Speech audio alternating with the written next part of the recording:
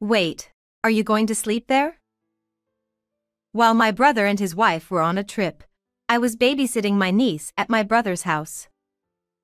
As my niece happily talked about tomorrow's plans, she began to reach for the door of the closet, indicating it was time to sleep. To my surprise, without hesitation, she slid into the closet. I quickly grabbed her arm, and she looked up at me with a puzzled expression. I, Mary, a 24-year-old housewife, have a 5 years older brother. Both of our parents have passed away, so we've always had a close sibling relationship and have supported each other through life. Even after we got married, our bond remained strong, and we still consider ourselves family. While my husband's parents and I get along well, unfortunately, my in-laws live far away, making it difficult to rely on them for help. My brother and his wife had a shotgun wedding, but due to conflicts with her own family, they became estranged, so we both live without nearby support. However, our relationship has always been comfortable, with no reservations about asking each other for help. Additionally, both my brother and I had daughters, and with my daughter being born 4 years after his, our families became even closer. Our daughters, growing up as close as real sisters, developed a strong bond while living in the same city. As time passed, around the time my niece Kathy turned 10, I heard from my brother about their plan for a 10th anniversary trip. He said, "Mary, if it's okay with you guys, could you take care of Kathy while we're away? We're planning a one-night, 2-day trip nearby, and we thought it would be nice to spend some time alone together as a couple after a long time." Seeing my brother's happy and somewhat shy expression, I readily agreed, understanding it was an easy request. After a brief discussion about dates, I asked what time I should pick up Kathy. He shook his head, indicating I hadn't thought about it. It seemed they were concerned about leaving their house unattended with Kathy staying at my place, especially regarding security, so they asked me to stay overnight at their house instead. Despite laughing at his cautiousness, I couldn't argue with my brother's insistence on being careful. So, I entrusted my somewhat anxious daughter to my husband and decided to stay overnight at my brother's house alone.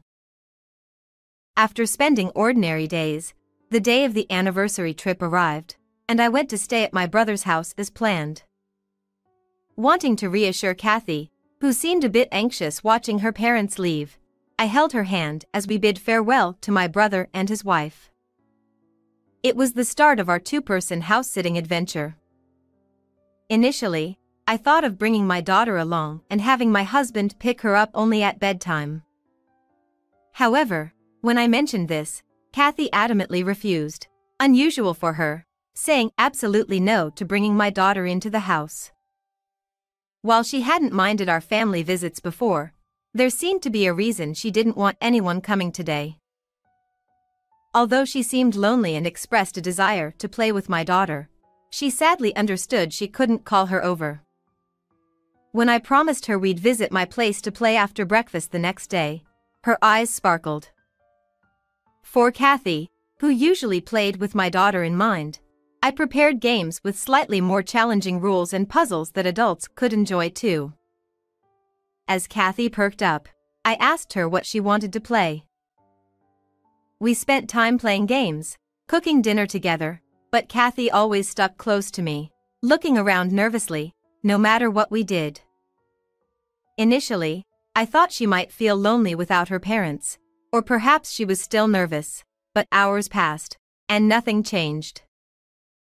I asked Kathy if something was bothering her, but no matter how many times I asked, she just said, "I'm fine. It's nothing." Her behavior, like being on high alert for something unseen, puzzled me. Finally, when it was time for bed, I would learn the reason. As Kathy changed into her pajamas, she cheerfully said, "Let's sleep early today and leave for your house in the morning." She opened the closet door with a smile, revealing a mattress and blanket prepared inside. Confused, I watched as Kathy quickly lay down on the mattress, saying goodnight and attempting to close the door. "Wait, Kathy. Are you sleeping there?" I exclaimed, surprised and raising my voice unintentionally. Kathy, with a serious expression, replied, "Yeah, but it's okay.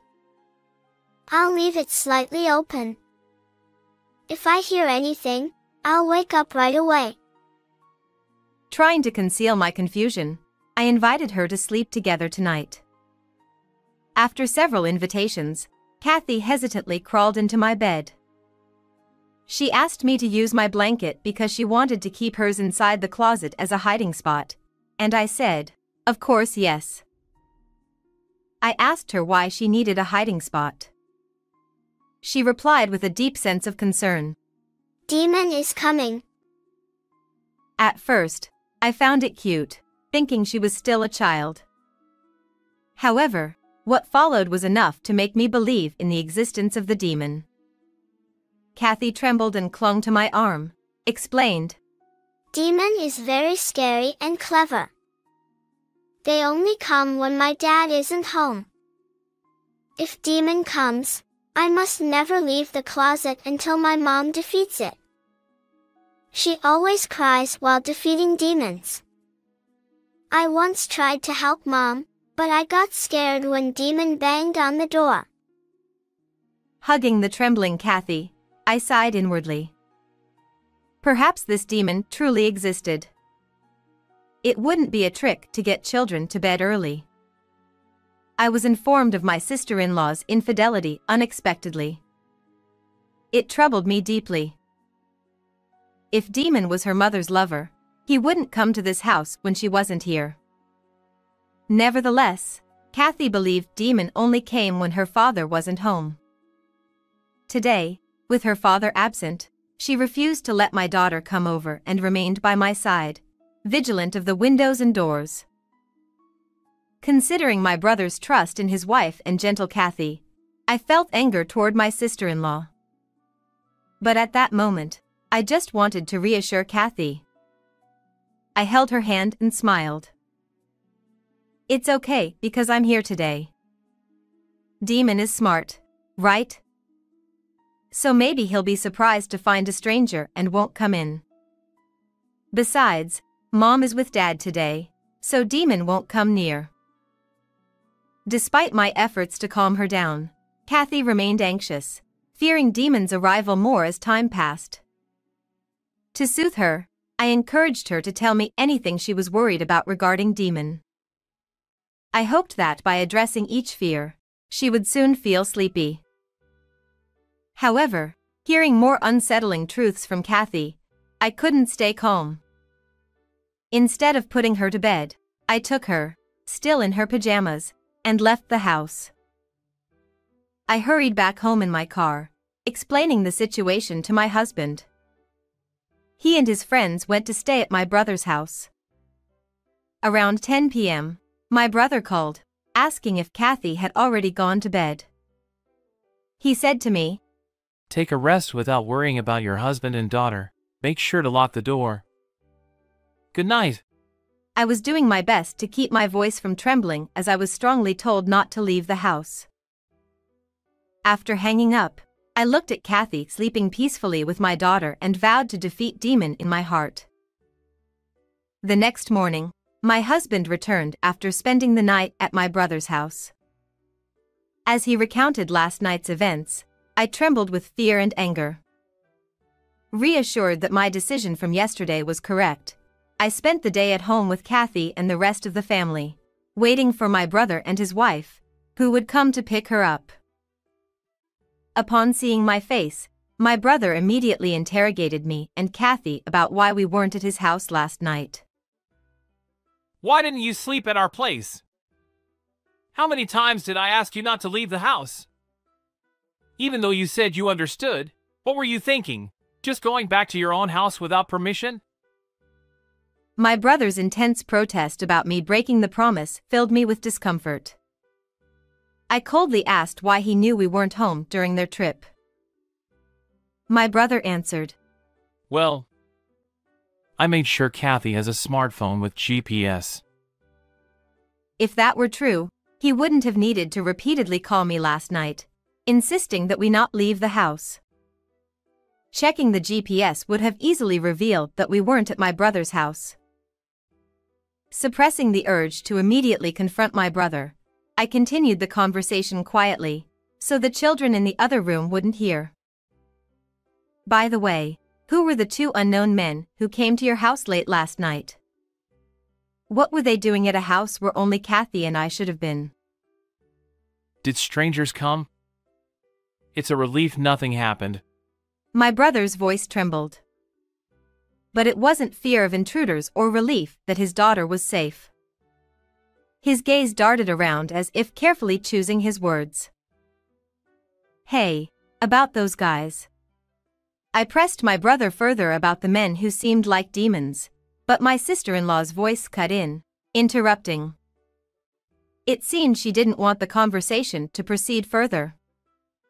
She insisted on calling Kathy strongly to come back home. When Kathy, who had been playing in another room, showed up at her mother's call, my sister-in-law forcefully took her hand. Suddenly, my brother changed his tone. We haven't forgiven what happened this time, but we're leaving today, he said, pushing Kathy towards the door to leave the room. Despite Kathy's reluctance to leave, my brother and sister-in-law forcefully tried to take her home, ignoring any attempts to detain them. Seeing Kathy reach out to me in resistance, I quickly pulled her close. Hey! What are you doing? My sister-in-law exclaimed as I shielded Kathy from her grasp, keeping the couple away. Desperate to take back their daughter, my brother and sister-in-law hurled aggressive words at us, advancing in anger. My husband and I were adamant about not letting them take Kathy away. Eventually, the police officers waiting at the entrance swiftly apprehended my brother and his wife. The police officer tried to calm down the bewildered couple, who were completely caught off guard by the unexpected turn of events. Understanding their situation, my brother claimed to the police officer that we were the ones holding their daughter captive and demanded that we be restrained. My sister and her husband took our daughter from our home and locked her up here. Hurry!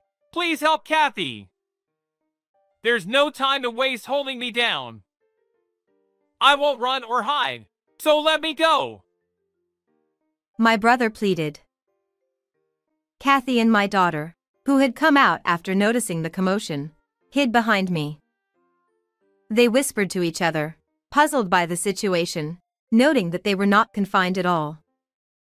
Whether they heard that or not, my brother sternly instructed Kathy to come to him. However, she was too scared by her father's aggressive demeanor to leave my side.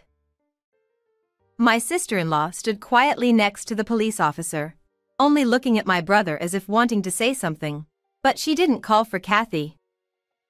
As my brother continued to yell at the entrance, protesting against the unexpected turn of events, the police officer completely restrained him. Then, my husband held out his smartphone in front of my brother. Realizing this, I quickly instructed Kathy and my daughter to wait in the room they were in earlier, closing the door so they wouldn't hear anything.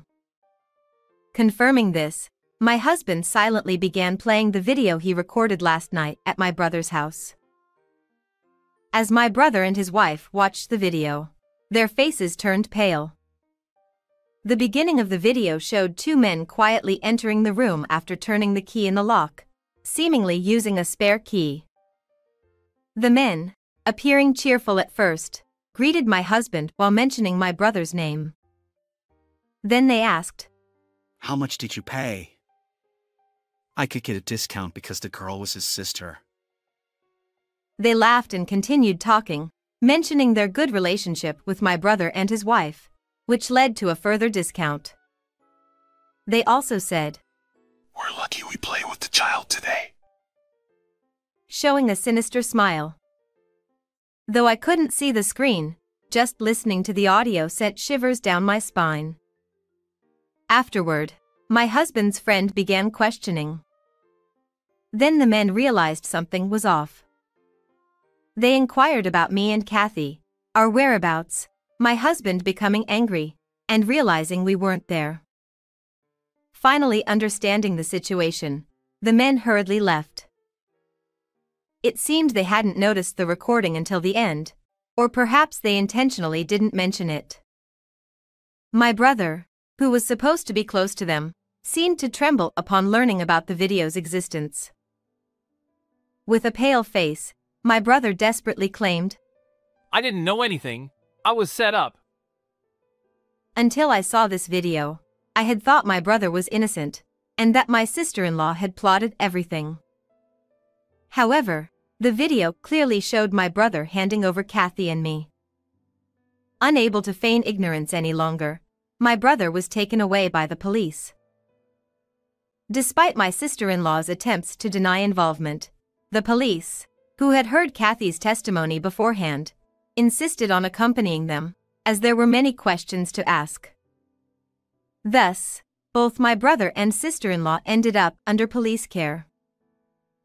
In the following days, during police interrogation, my brother and sister-in-law confessed everything and were subsequently arrested. It turned out my sister-in-law had been inviting men to their home on nights when my brother was on night duty, accepting money from them. Realizing there was demand for children like Kathy within a certain circle, my sister-in-law meticulously used Kathy to avoid legal trouble. In order to protect her mother, who was being bullied by the demons, Kathy, unaware of the true situation, obediently posed for photos taken by the men.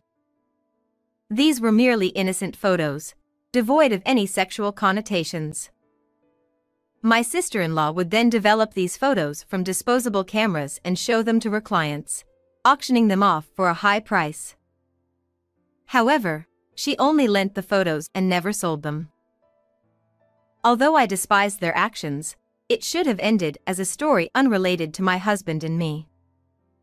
However, when my brother discovered my sister-in-law's business, instead of criticizing her or protecting his daughter, he started gathering men to become clients. Thinking that increasing employees would increase sales, my brother decided to involve me in the business.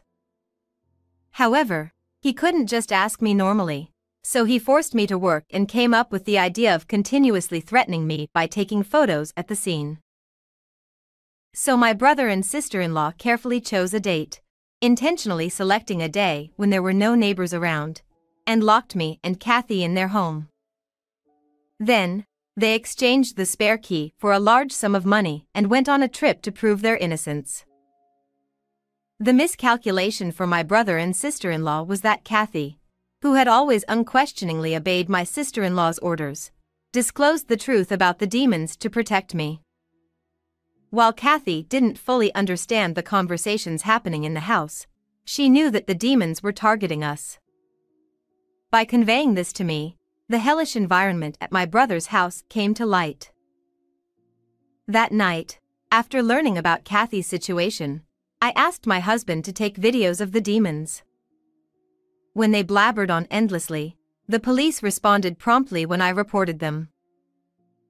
Simultaneously, I reported to the Child Protective Services, ensuring Kathy's safety. Informing the police officers that my brother and sister-in-law were coming to our house, we finally managed to protect Kathy by having them apprehended. My brother and sister-in-law, arrested on charges including violations of the child welfare law and the anti-prostitution law, were sentenced to prison despite being first-time offenders. The photos of children accumulated over several years were deemed highly malicious. Once images are leaked onto the internet, they can never be erased. Although I was chilled to the bone hearing this from the police, fortunately, my sister-in-law hadn't digitized or sold Kathy's photos and had kept them securely, preventing any leaks. I don't understand how my kind and reliable brother could turn into such a terrible person. We had always helped each other out, but I had never noticed how twisted things had become.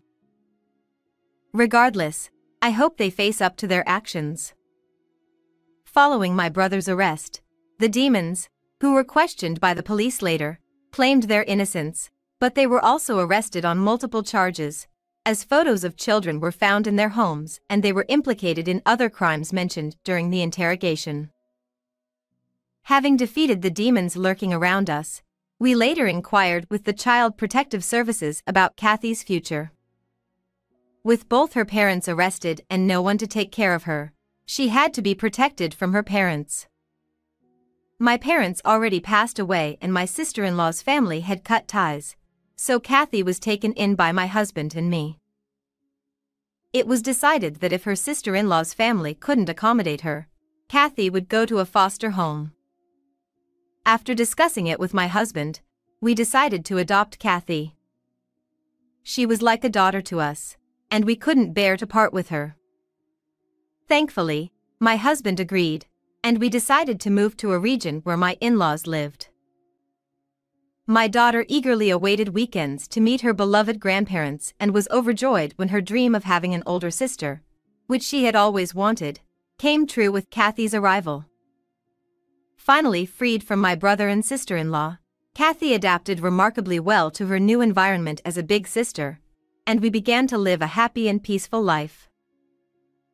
How did you find this story? Don't forget to subscribe to the channel.